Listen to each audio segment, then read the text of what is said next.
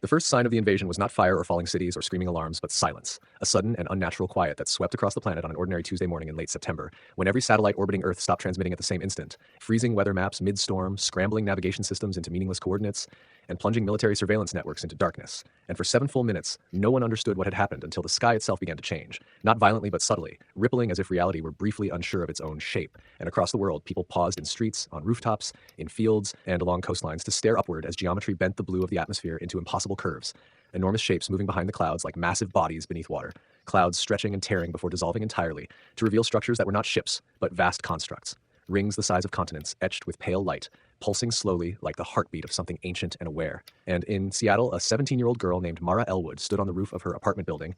headphones resting uselessly around her neck as she studied for a test she already expected to fail. Noticing first the absence of birds, then the weight in the air, then the vibration of her phone, delivering a global emergency alert that offered no explanation beyond the words, "Seek shelter, await instructions." And she laughed nervously before looking up and feeling her stomach drop as the sky broke open into something that did not belong to Earth. And as panic erupted worldwide, with sirens screaming, cars crashing, and governments scrambling to reassure populations they could no longer protect, towering shapes descended from orbit with deliberate precision, settling into oceans and deserts and tundra without raising waves or destroying cities, landing as if the planet itself had been prepared for them. And that restraint terrified humanity far more than chaos would have, because it suggested intention, because it suggested control. And deep beneath the Swiss Alps, Dr. Elias Verne, a lifelong astrophysicist who had spent decades listening for messages that never came, watched the feeds flicker and die and understood with a cold certainty that humanity had not been attacked but outclassed, that its weapons were disabled without effort, its defenses irrelevant, and when the message finally arrived 3 days later, appearing simultaneously on every functioning screen on Earth, a simple rotating symbol accompanied by a voice that spoke in no known language yet was perfectly understood by all, identifying itself as the axiom and declaring that humanity had reached a dangerous technological threshold, that its unchecked expansion threatened planetary and interstellar stability, that Earth was not being punished but contained, the world fractured into denial, rage, fear, and uneasy relief. Some seeing the invasion as the end of freedom and others as salvation from human self-destruction, while governments attempted resistance only to watch missiles fail, drones fall, and cyber warfare dissolve before it began. And the axiom did not retaliate, did not threaten further, but simply ignored humanity's efforts entirely, as one might ignore the flailing of something incapable of harm. And that quiet dismissal cut deeper than violence ever could. And in the weeks that followed, the axiom's towers provided clean, limitless energy, replacing fossil fuels overnight while subtly enforcing compliance. Until one evening, a brief power outage in Mara's building caused an old radio to crackle to life, with a whispered message claiming resistance still existed, offering coordinates and nothing more. And despite her mother's pleas, Mara followed them to an abandoned subway station where she expected soldiers and found instead ordinary people. Students, teachers, engineers, led by a woman named Jun, who explained that the resistance was not about fighting, but understanding, about treating the axiom not as gods or monsters, but as minds capable of error. While elsewhere, Elias Verne reached the same conclusion through science, realizing the axiom were individuals connected through a network rather than a single consciousness, a network powerful yet imperfect, capable of learning and therefore misunderstanding. And when human resistance cells were finally noticed by the axiom, and an envoy of structured light descended into the subway station to confront Jun's group, asking them to clarify their unauthorized activity, Jun replied simply that they were talking. And for hours, they explained humanity's contradictions, its art and humor, its cruelty and kindness, its ability to change through failure, while Elias did the same in secret meetings, describing human history not as inevitable destruction, but as a chaotic process of learning restraint. And the axiom listened, processing concepts like contradiction and choice with evident difficulty, until a final crisis erupted when a desperate human military faction launched a forbidden weapon in defiance, confirming the axiom's worst predictions, and triggering global corrective action as energy systems shifted and the sky darkened once more. And fear spread that Earth's chance had ended. But instead of responding with weapons or pleas, millions of people acted without coordination, yet in unity, voluntarily powering down machines, dimming cities, halting factories, laying down arms, and sitting in silent protest beneath alien towers.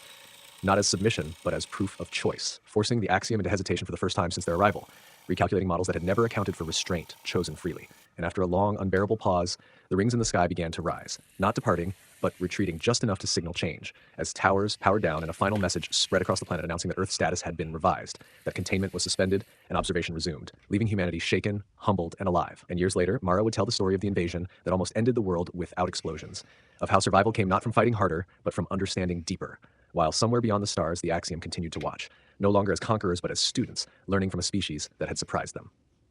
Years after the axiom withdrew into observation, the world settled into a fragile rhythm that felt like peace, only because people remembered how close they had come to losing everything. And Earth changed in quiet ways as governments rewrote treaties knowing they were no longer alone. Cities redesigned themselves around sustainability, not out of fear, but because they had learned restraint could be a choice. And Mara Elwood, no longer a teenager, but not quite sure what adulthood was supposed to feel like, worked as a liaison between human research teams and the silent alien towers that still stood across the planet like monuments to humility, while Dr. Elias Verne aged into a reluctant symbol of first contact, and Jun became something like a myth, a reminder that ordinary people could shift the course of history without firing a shot. And for a long time, the Axiom did nothing at all. Watching, recording, recalculating, until the day the sky rippled again and panic threatened to return in a single breath, as new structures emerged not above Earth but between stars, visible only through instruments, forming a lattice of energy that stretched beyond the solar system like a warning written in physics, rather than language. And the Axiom spoke once more, not with commands but with urgency, announcing that Earth was no longer merely under observation but under consideration, because another species had noticed humanity, one far less patient than the Axiom and far less interested in containment, a species that expanded through consumption rather than control. And for the first time, the Axiom admitted uncertainty, explaining that their long-standing role in the galaxy had been that of quiet regulators, preventing young civilizations from destroying themselves or others, but that this new force did not negotiate, did not observe, and did not value contradiction. And suddenly, humanity's survival was no longer a philosophical question, but a strategic one, forcing Earth's leaders to confront an impossible truth. The aliens who had nearly ruled them might now be their only shield. Debates erupted worldwide over trust and autonomy and whether survival justified alliance. While Mara found herself standing inside one of the towers for the first time, the interior reshaping itself around her thoughts as if translating intention into architecture, meeting an Axiom envoy who no longer spoke with detached certainty, but with something resembling concern, explaining that humanity's unpredictability, once a flaw, was now an asset, because the consuming species relied on patterns, on fear, on inevitability, and humans had already proven capable of breaking all three. And as preparations began not for war but for deterrence, Earth transmitted something it never had before, not weapons data or tactical plans, but stories, music, histories, contradictions, encoded into signals meant to confuse and disrupt rather than threaten. While people across the planet participated willingly, artists and engineers and students, contributing fragments of what made humanity impossible to model. And when the consuming species finally arrived at the edge of the system, probing, calculating, searching for weakness, they found not a united empire or a submissive world, but a chaotic chorus backed by the quiet, stabilizing presence of the Axiom, a partnership neither side had anticipated, and the consuming species hesitated, their projections failing, their assumptions collapsing under the weight of inconsistency, choosing to divert rather than engage, because some dangers could not be measured. And when the crisis passed, the Axiom made another unprecedented choice, announcing they would withdraw further, dismantling many of their towers and releasing Earth fully from supervision, stating that humanity no longer required containment or guardianship, because it had demonstrated the rare capacity to change before necessity forced it. And as the alien structures faded into inert stone and the sky returned to its ordinary blue, Mara stood on the same rooftop where she had once watched the invasion begin, realizing that the universe was not safer, not kinder, but wider than she had ever imagined, and that Earth's future would not be defined by who arrived from the stars, but by how humanity chose to answer, knowing now that it was being watched not for failure but for possibility.